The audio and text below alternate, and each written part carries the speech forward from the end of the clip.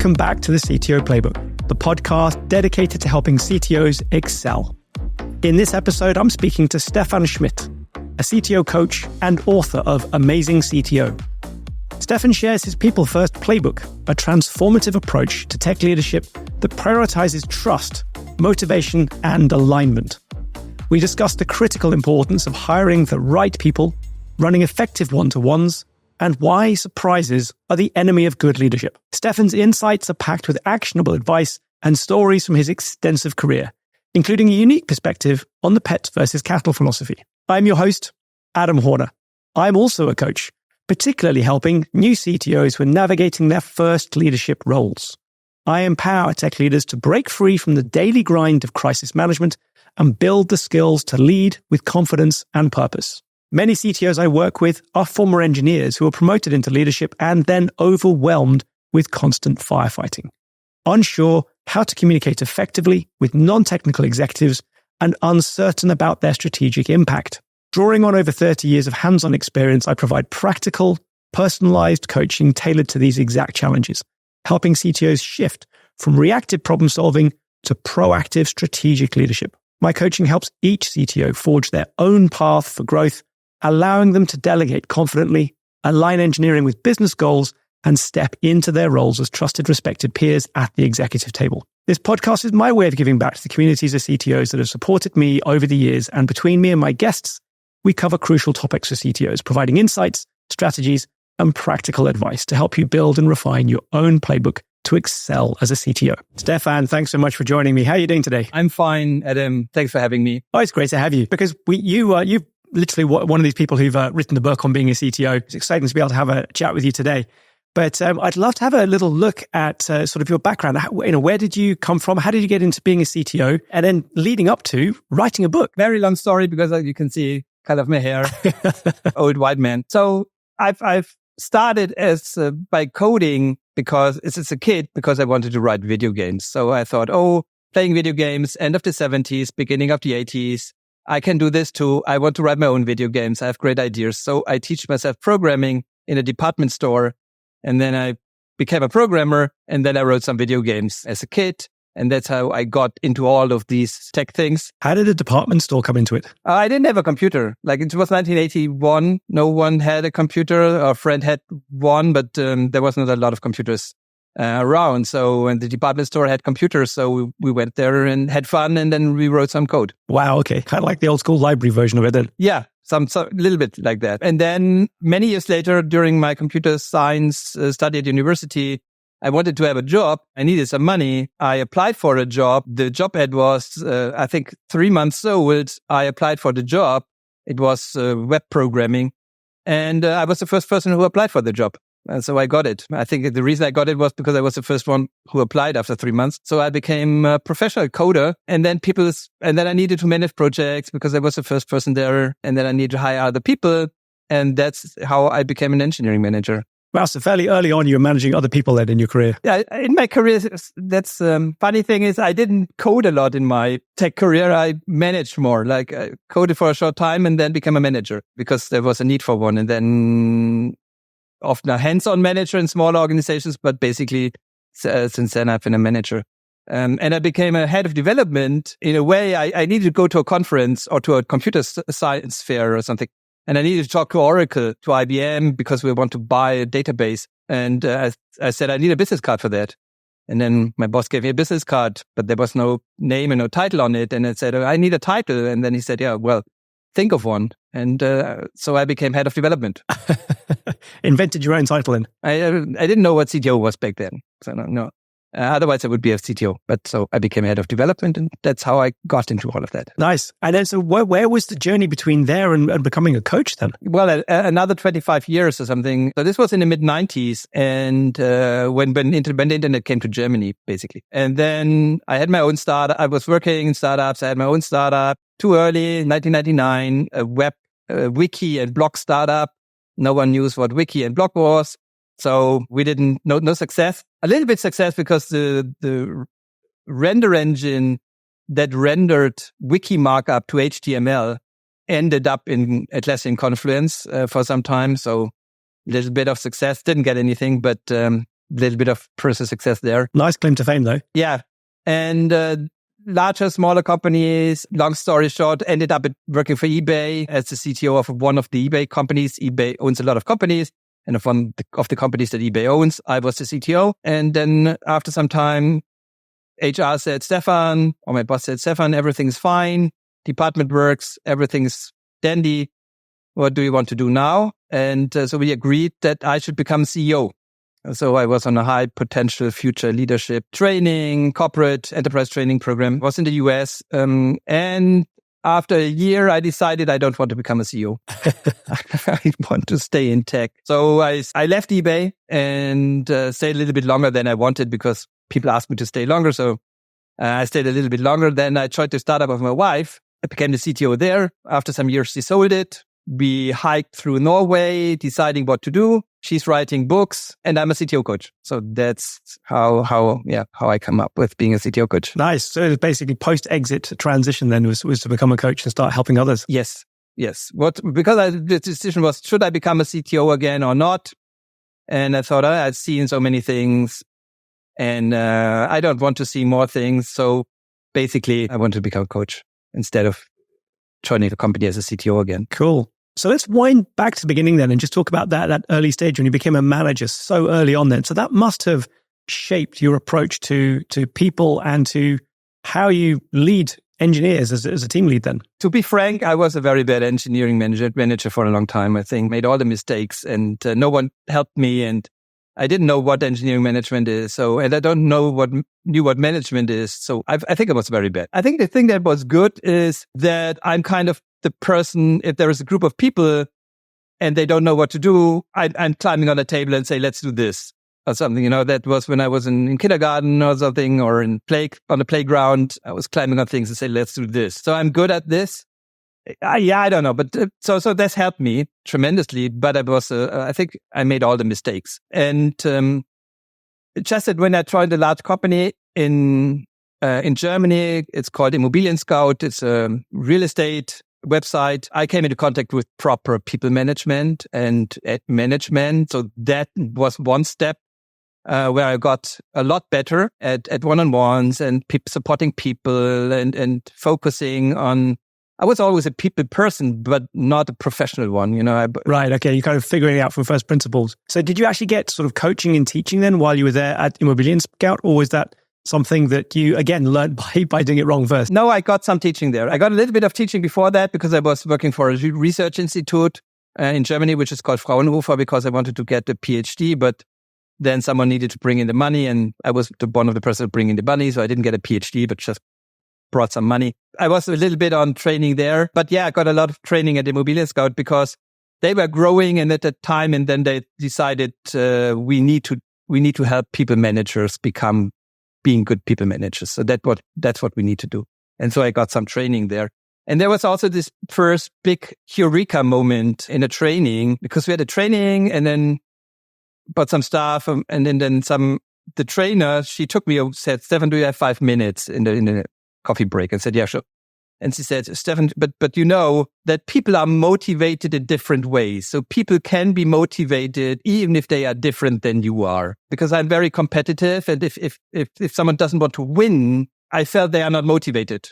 So it was like, it's one of my not so good traits. I want to win everything. So it's very difficult sometimes to play against me. But she told me people are different. And it's obvious, but that it was the first time someone said something like this, that people are still motivated, are still great, but they are different than you. Yeah, so it's like an eye-opening moment for you then. So that was the first training, the real great training. And I think the second step where I became much better was I had a great boss at eBay. She was the best boss I ever had. She was really, really great. And she helped me a lot becoming a better manager. And what were some of the big things you learned from her in terms of dealing with people then? Because I think it is often, as tech leaders, we're often very good at leading with the tech and knowing what to do with the tech. And as you say, standing on the table and saying, we should do it this way. But when it comes to the people side of it, what was it that you learned from her in particular? One thing that she helped me in particular is I'm someone who always talks to people on eye level, whoever you are. I don't care. Like I talk to an intern on eye level and I talk to a senior developer or to the CEO, to me, it's all just people. And I talk to everyone the same way and treat everyone basically the same way, which is not a good thing. I learned. But she said, Stephan, but you understand that even if you talk to the junior developer or to the intern on eye level, it's not from their perspective. It's not, they are junior developer and you the CTO. It's just because you assume, and it's kind of probably some kind of hybris on my part, but just because I assume I'm talking to you on equal terms, it's not that you perceive it the same way. And that basically also had looking back from that point, I made some mistakes in the past where, for example, I talked to junior developers and they didn't say, Stephan, you're stupid, or this, what you're saying is stupid, because they thought, well, I had no problems with them telling me I'm stupid, but they didn't want to do that because the gap was too big. Yeah. So your words came with all the weight of the title that you held at the time. And I assumed they would say this because it was fine to me. So after years later, I also got into the habit of asking people, does this make sense? And I also tell people, if I say something stupid, just tell me. So whenever a meeting ended or I said something, I said, if I said something stupid, tell me. Or does this make sense? To the point when I left as a fractional CTO company, one employee said, she will always remember me for the manager who said, if I'm stupid, tell me. So this really was a kind of became a catchphrase for you. Already kind of a catchphrase for me and in the company and on the team. Wow. I guess a kind of a fun thing to be remembered by. Yeah. And so when you were going through that process of learning then, are there any sort of big challenges that stand out in your memory as sort of big pivot points? I mean, you mentioned a couple already, but because when I was going through and learning, I became a CTO by becoming a founder. And so then I recruited the people into my team and I'd had some experience recruiting up until then, so that was okay. But for me, I kind of got to this point where I suddenly had like a team of 5 or 6 people and wasn't actually sort of sharing my time out very well. And I had this moment where I sort of ended up feeling like I'd been stretched to breaking point and then snap. And that for me stands out as one of those moments where I had to really shift what I was doing. Do you have any moments like that when it comes to leading people? A little bit, yes. Not in that way, but I realized I had the thinking that if I bear the responsibility for what's happening, I should make the decisions. And so I was planning a lot and thinking a lot and making decisions on my own. And then sometimes looking back, I realized the decisions were okay, but they are probably not uniquely great. So someone else could have made them. And at that point, I shifted as much as possible all decisions to other people, to the people who are closer to the information, who are closer to the work. So, and when someone said, Stephan, what should I do? I said, what would you do?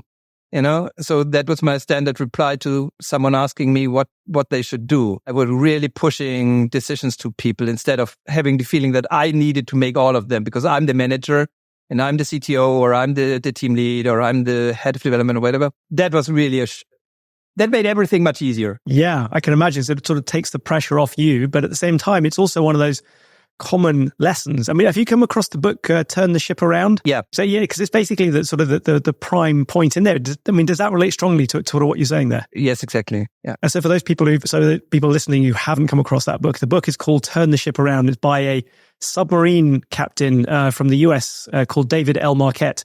And he basically had this idea that as he came in to be in charge of a submarine that was one of the lowest performing in the fleet, he looked at the Navy doctrine where it was sort of top-down control, command and control, and said, this feels backwards compared to the way that management's done elsewhere. And so he basically every time asked the question, what would you do? And it got to the point where he then ended up basically saying as little as possible and getting ready to say to him, I intend to do whatever it is. And he would either go, yep, okay, or have you thought about so-and-so? Yeah, and that really transformed, I think, was one of the points.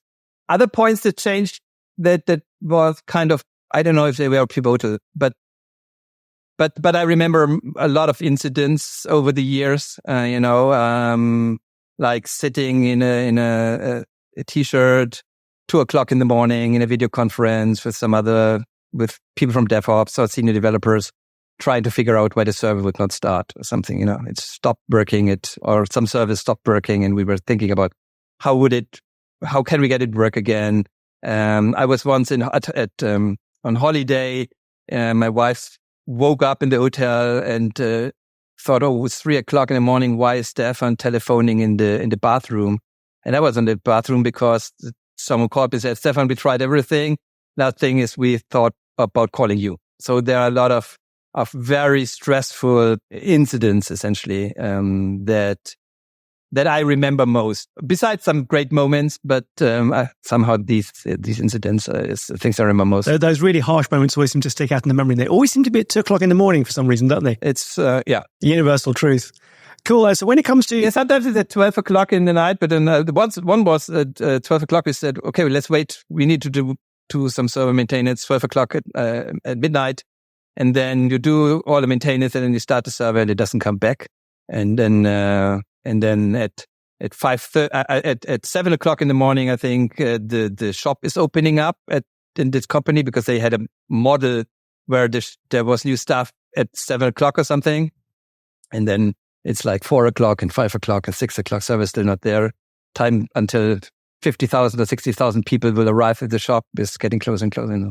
So that was not at 2:00. That was at midnight. But yeah, those through the night deadlines never fun, especially when you've got a hard stop like that where people start coming online. Cool. When it comes to leading people then, because I mean, you've gone through with us here a bit of a playbook, which you called sort of people first. And by the sounds of that was something that as a concept you sort of came around to over time rather than something that you had from the beginning. But should we just go through that in order? Because one of the first things we put in there was about hiring. So how did you come to the conclusion that, I mean, a lot of people say it, but how did you come to the realization that hiring is such a crucial step in the process? Because of my experiences and the experiences of my clients. If you hire the wrong people, you can't get things done. It's not working. If they are the wrong people, whatever wrong people means, and they are not wrong by themselves. It's just the team and the task and the job and the person that are not fitting. It's nothing wrong about the person. So whenever I say wrong person, it's never about the person. It's just in the situation. And if you have not the right people at hand, I think you can't accomplish anything. So it really starts with hiring the right people. And people or the managers I talk to often hire for the wrong criteria. Like they spend, I don't know, 80% on hard skills, 15% on soft skills, 5% on fit. And then they hired someone, just like someone lately asked me, I hired someone and he's not motivated. And then I asked, well, okay, how did you check motivation during the interview process? Oh, I didn't. Well, then surprise. So there are a lot of people, I think, ask the wrong question for various reasons. They ask the wrong questions and then they hire someone who they are not happy with. So hiring the right people is I think core to everything. Yeah. So the right people with the right skills and the right motivations and the right perspectives as well. Because I think different people want different things out of a role that they join, don't they? Yes. Which is something you should ask them. What do you like? I always ask them because I'm people first person. I always ask some stuff in hiring to make sure I can make that happen. It's not like some psychology question that I ask. People think, oh, that's no, I ask these things, where you want to be or what do you want from the company or why, what would we need to make this a dream job for you or something like this, And then just to check if I could do that, if that's possible. That's the reason I ask them. So I understand what their desires are, where they want to get to. And that's already determined in hiring, I think, in the recruiting, in the interview. Yeah. So once you recruited somebody in, you brought somebody in, there's obviously that crucial onboarding period. But then once you got somebody who's sort of, inside the business, inside their role, comfortably got their feet under the table, metaphorically, how do you then go about making sure that you continue to have that fit and the motivation and the excitement? I'm very high on alignment. So I spend a lot of time on aligning people on my vision and on how I think things should be done. Well, I'm not a megalomaniac, but I'm not. But I spend a lot of time on aligning people and keep them aligned, because I think if everyone is aligned, they are more successful and happier, and everyone is happier. And one way to do this, one crucial thing to do this, especially with remote now, is having one-on-ones, weekly one-on-ones with all your direct reports. I think that's crucial to aligning people. But managers make so many mistakes with one-on-ones that I sometimes ask myself or ask them, I'm not sure how anything works in your department because like from my point, it's very subjective and I'm not right. I'm not right all the time, but from my perspective, they make so many mistakes with one-on-one that I think, why is this working? And so what is the secret to a good one-to-one from your perspective then? Because I mean, I'm a big proponent of one-to-ones as well. I got my way of doing it. How do you get people to run a good one-to-one if you look at them and go, well, you're not running a good one-to-one to begin with? So first, again, it's not the only way for a good one-on-one. It's just one way that works for me and probably for others. I think the biggest mistake from my perspective on several mistakes, but one mistake is making it about a status and project updates. I don't think you should, I don't want to have any project or status updates. Like if you want to give me the information, send me an email. And if I need to look into it, I look into it. If I don't, I don't. And as long as my expectation is everything works as discussed, and you don't need to tell me that it works as discussed. And if it's not working, then you can come to me. But we do this in some setup outside of a one-on-one. I'm not following up on projects or status or something in one. So that's the first thing. Second, do one-on-ones. Like there was only probably one reason I move a one-on-one with someone, is when my boss tells me he needs to see me or something like, I need to see you, Stephan. And it collides with the one-on-one and then I move the one-on-one. But otherwise I don't move it ever. Yeah, I'm the same. I think sickness is probably one of the only reasons I look at as a reason to move a one-to-one. Yeah. So, but some people take it too easy, like, but the idea is the one-on-one is a meeting for the employee, not for me. It's their meeting. It's not my meeting. It's theirs. And it's for their benefit mostly. So why should I move it? It's this, I find it disrespectful. So not talking about status, not moving it. And then you're already halfway there. And then talking about... Because you said it should be weekly, right? In the cadence in terms of which you run it. Yeah. I need it weekly because I need two things. I want to hear from the direct report about their thoughts about the strategy, thoughts about technology, thought about new business ideas, like everything they hear. What are their thoughts in that? How do they feel? What is their mood? What should we do? What do they think we should do? Does my strategy make sense? And all of that is something I wanted to hear with them. And also how they want to develop, where they want to go, how I can support them. So it's their meeting, essentially. I only use it for myself or for my purposes in aligning them. Like, I don't know, the CEO has an all hand. After the all hand, I will ask everyone in their one-on-ones, what have you heard? What do you think of this? What do you think the CEO wants? And then the person says something that's not what the CEO meant. And I talk to the CEO more often. So I say, I think that's not what he meant. He thinks, So I align people on events and on everything in one-on-one. So that's what I get out of it, aligning people. Yeah, so very big on the alignment then. And for that, I need a weekly one. The herding cat challenge and try and keep everybody going in the same direction. Yeah, I think it's a constant, especially with remote. With an office, I ask people about their ideas and their opinion in an elevator or at the coffee machine or at lunch or, so I ask people what they think about stuff all the time. But in a remote setup, it's more difficult. And so I think the one-on-one is even more important. Yeah, I like weekly because, the best description I ever heard of it was it's a bit like if you want to tear down the Golden Gate Bridge, right? Just running a bulldozer through it once really strongly is not going to do it. But if you just push it gently on the right cadence, then you get a massive amount of power into it. And that's why I've come up with the conclusion of weekly. It seems to have the most impact just regularly. And then it can be shorter. It can be less energy each time. But it just needs to be regular. Just showing up, I think, is a big part of doing a good one-to-one. Yes, I agree. Do you run one-to-ones any different for a team lead than you do for an individual contributor? No. What I learned is that I need to treat people on their level. So I treat people, a junior differently than a developer, than an intern, than a senior, than a lead, than a head of development. So I think one mistake I made in the past is treat people like I wanted to be treated. So not micromanage and some stuff. And it took some time to learn that you need to treat people the way they need to be treated instead of how you want to be treated. Yeah.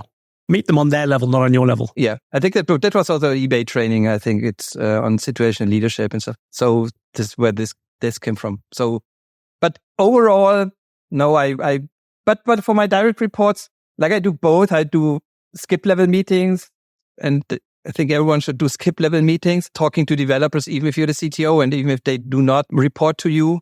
In the skip level meetings, I might focus more on mood and how do they feel and what do they think instead of what I do in a regular one-on-one. Right. Okay. So more about the tone and feeling of how everybody's working rather than the specific issues or challenges, because that should in theory be taken up by the direct leader. Yeah. But then again, I also used 10 minutes to tell them the story. What's the story? Why are we here? What's the story of the department? Where are we going? What's my vision? So yeah, I use skip level meeting also for that. Again, reinforcing the alignment. Yes. Yeah. So, and in terms of the frequency of running skip level or indirect report one-to-ones, do you do that the same? Do you do that weekly even for your indirect reports, or do you run a different schedule for them? As is possible, which is usually once per half year having a skip level meeting with everyone half a year. If it's larger than every year. So it depends on the size, on how much time you have and the size of the department. Right. So it's basically scaled based on the number of total reports in your tree than anything else. Okay. So then in terms of for you then, how much time do you dedicate to it regardless of the number of employees? When I was, so I didn't become a CEO at one of the eBay companies or a COO, where it usually starts, but I was at this, high potential training several times in the US in San Jose, and we talked to senior leaders, and one said they spend 50% of their time on people. 50% of their time. They do two things. Sorry for my English. They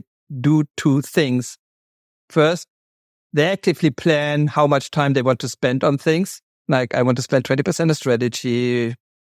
So they're not reactive to their time spending, but they are proactive to their time spending. And second, he said he's spending 50% of his time on people. And so this is what I also try to do, or have tried in the past. That's a good metric, but quite a strong rule of thumb then in terms of the amount of time spent on people. But I guess when it comes down to alignment, then you're doing probably one of the most fundamentally important things of a leader at that point, which is keeping everybody going in the right direction. Yeah. I mean, it's a fluffy definition and an unsharp edge. What's people when I spend time? So if I do this, is it about the people or not? So it's not like, well, one-on-one is clear cut, but there are some other activities that are not that clear cut concerning people. But overall, spend more time on people. I think that's what you should do. Because if you lift the team, I think that's the biggest lever, lifting the team or helping them. It's not about you lifting them; it's about helping them. Helping them. Yeah, I mean, so one of the things you said about that was sort of understanding the motivation, where they want to go and why, and then how do you tend to go about actually giving that support or providing that support? You mentioned already, can we figure out how we can help them get to where they want to go? But are there any other things that you have in your toolbox that are particularly noteworthy for supporting employees with getting to where they want to go? My biggest contribution, I think, is helping them find out where they want to go. For a lot of them, like I had some direct reports. They show up and say, Stephan, I'm here. I want to be there. Help me. That's how it, but that's not the norm. No, that's the minority, isn't it, really? Yes, that's a minority. I think the majority of people don't know where they want to be. And often they are, what I see as a pattern, no, I'm happy where I am. I'm happy where I am. I'm happy where I am. I'm unhappy. That's, so we don't need to talk about where I want to go. I'm happy. I'm unhappy. I'm leaving. So sometimes I force people to talk about this because I know that, yes, you might think you're happy now, but this is not something this might not last for the next 2 years or 3 years. And I'm for long-term relationships and long-term relationships. So I want to work with the person for a longer time. And so we discuss what the person likes, what they did like as a child, what they are not comfortable with, why they want to do this, why they want to go somewhere. A lot of these things, and there's probably several months of one-on-ones until we find out where the person wants to be in the future. Yeah, it's funny. I often do a sort of a mission statement with people that I'm coaching, where I sort of help them tease out exactly those kinds of questions. But I find that you sort of have to be working with somebody for at least 3, sometimes 6 months before they're ready to actually open up and talk about some of those things. Because number one, they don't really know themselves, as you just said. But secondly, it's really hard to have the trust to articulate some of the underlying drivers unless you sort of build up that rapport and relationship with them first before them to open up and go, actually, what I'd really like to do is this. And especially what you mentioned, trust is such an underrated concept, I think, in business. It's so my boss needs to trust me. My direct reports need to trust. I need to trust them. So it's always it's always a two-way street. It's not a one-way street.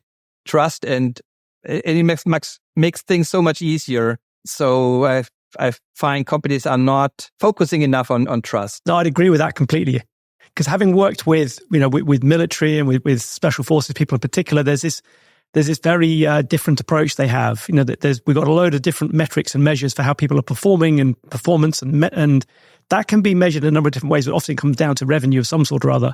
But we have very, very few metrics on trust. Whereas the special forces, it's one of the two primary things they look at, actually, is how trustworthy somebody is. And yet business, in general, business takes so little attention to it. And I find it one of those very interesting things. Do you have any kind of metrics or measures or values that you look at in terms of trust and whether somebody's trustworthy? Or is that something that's kind of instinctive to you at this stage? I think that to me it's instinctive. I have been part of some companies where it's management surveys and how good is your boss and do you trust them and stuff like that.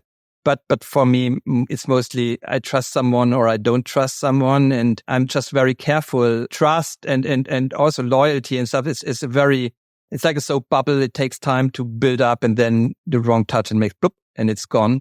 So you need to be very careful. It takes a lot of effort to build, and it's very easy to lose. And that's how I look at that. So I'm always very careful around not destroying trust. That's an interesting concept because it is kind of an asymmetric currency, isn't it? That you earn it very, very slowly, but when you spend it, you tend to spend it in big chunks. And you need to have earned it. It's same with loyalty. It's like, I'm not firing you at the first whim. I think that I get you through things, and that builds loyalty. And then you need to build these things when you come into a crisis. Like there might be an incident or the company's in a crisis, and then suddenly companies want to draw on trust and loyalty and all of this, but they didn't spend effort in the years to build it. And then they want to draw on that, and that's not working. So, and then they fail, so it sounds hollow if you say, trust me, but you didn't spend time on building the trust. Absolutely. And then that turns into one of those, leadership pet hates of yours, which is surprise, because you've talked about as a leader trying really hard not to surprise people, employees, and engineers in particular. And that's one way where you sort of don't build up the trust before you try and use it. But equally, there's a couple of other examples you had as well. So what are the other sort of ways in which you look at avoiding surprising people? I just had a coaching session. CTO, they want to change something. CTO is thinking about migrating from one programming language to another one, and wants to present that to the team. And I said, don't surprise them that this will not work well. Like, I don't think this would work well. What I would do is I talk to them in a one-on-one and say, I think we have a lot of problem with this programming language. I have been thinking about moving to something different, to a different setup. And then let's see what the person is saying and how they react. And then I tell them again in a one-on-one, and then I might come up with a plan and say, this is project 2025. We're going to do this and this and this.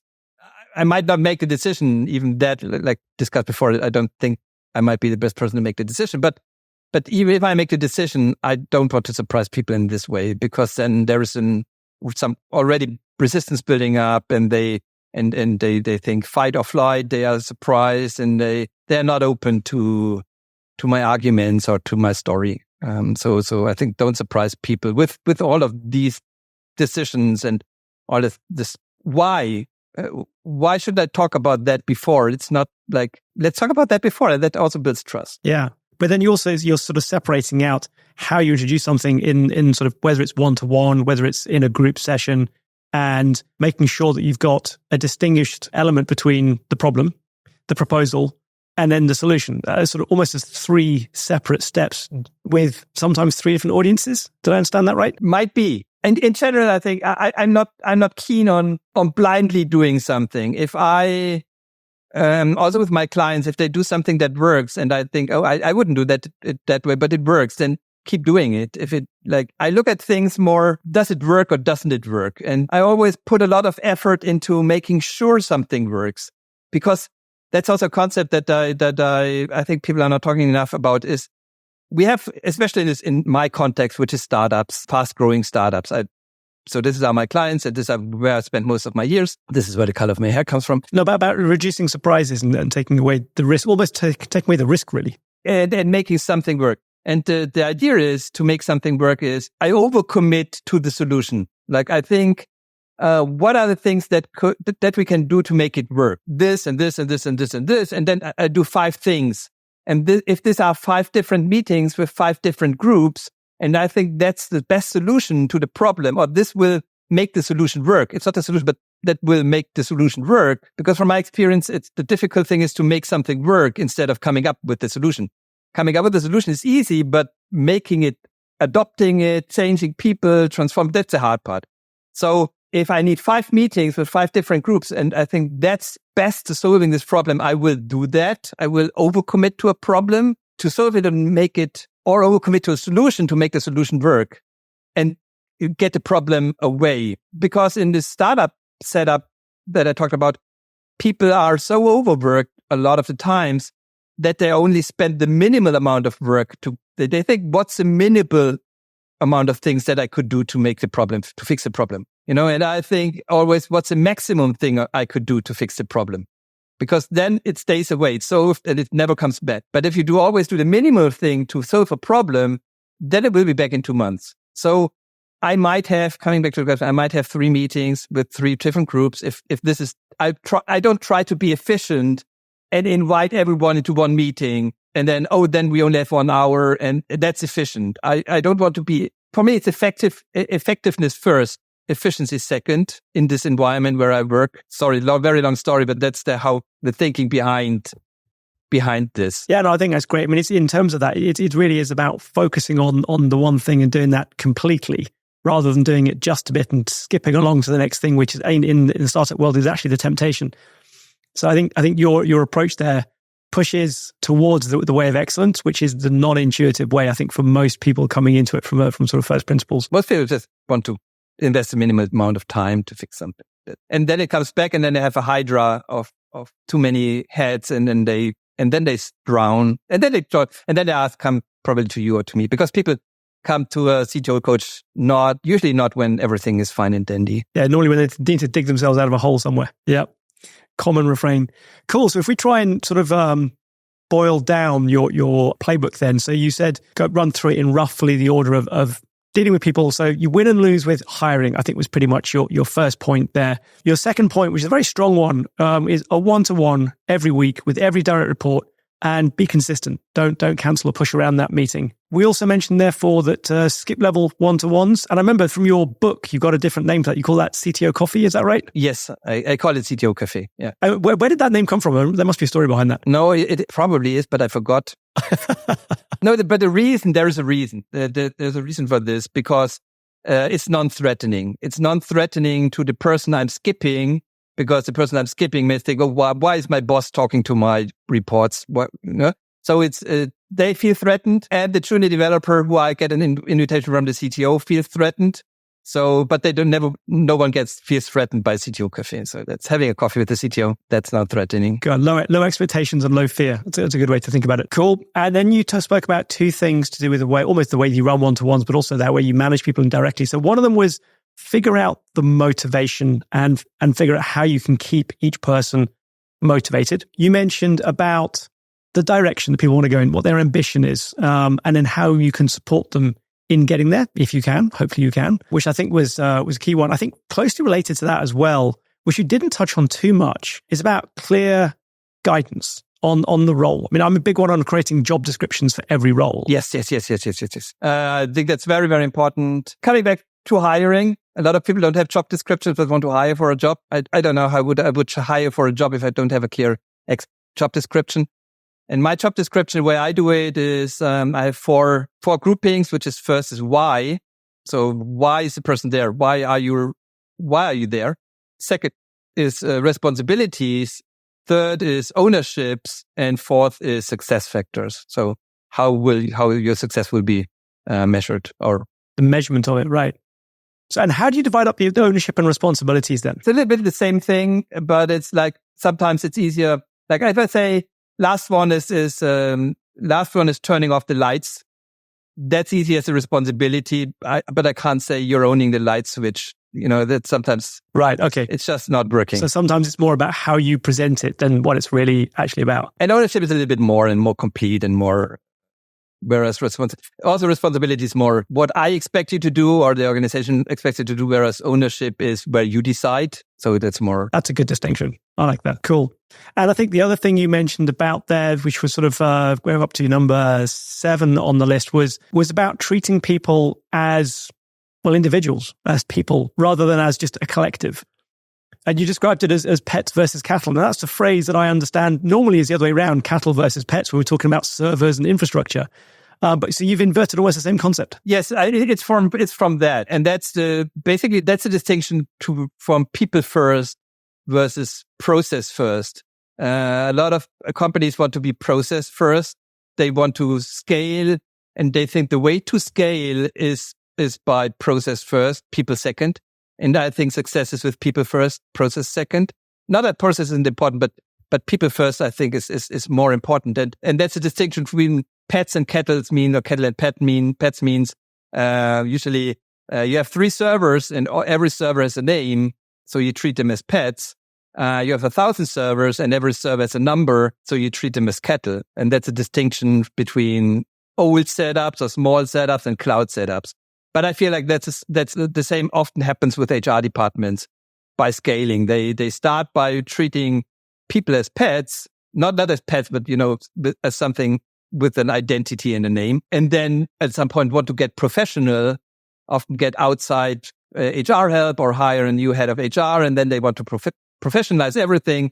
And that's usually the switch when it comes from people first to process first. And that's what I mean with pets and cattle. Right. I think that's a really good distinction. So keep it people first. I've actually often seen advice from successful exited West Coast US CEOs, which often says the same thing, that their secret was down to making sure that people owned things, were treated as individuals and not as some sort of, as a number, basically. I mean, when I worked at eBay, I think there was 35,000 employees. And I understand that you want to have some common denominator, how to manage HR, how to people manage 35,000 people, but still a lot of companies I work with have not 35,000 people, but still want to treat everyone as cattle. And I think that's one of those dangers of startups, isn't it? It's the same. I've put it in the same bracket as when people go, well, Netflix uses thousands of microservices, so we should too. But, even though they're not trying to stream, thousands of simultaneous streams to hundreds of thousands of users. Then you have 10 microservices per developer or something. That's what they end up. Yeah, it's got innumerable numbers of things to look after. Cool. And the last one on your list was the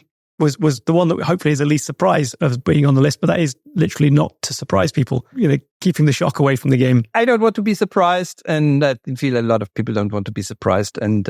And except perhaps for birthday, but otherwise surprises are not the worst surprise I get is when someone employee comes to me and says, Stephan, do we have 5 minutes time? I need to talk to you. Then, okay, I know what's going to happen. You brace yourself for incoming surprises. Yeah. Yeah, that's sure what's coming then.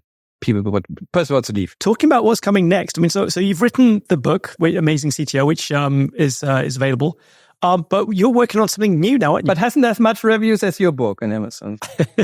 That's whenever I search my book for vanity, yours pops up, and so that's just. But no.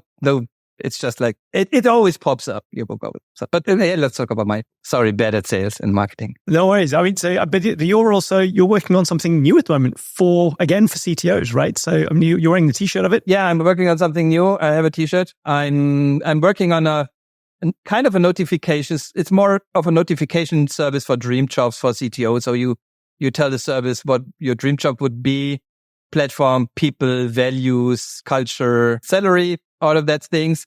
And then if we find something, we connect you. It's not a job board. If you need something now, that's not InkMe. It's called InkMe. And it's called InkMe because on Hacker News 10 years ago or something on Hacker News, there was a long list of 5 character .com domains. And then I got some of them.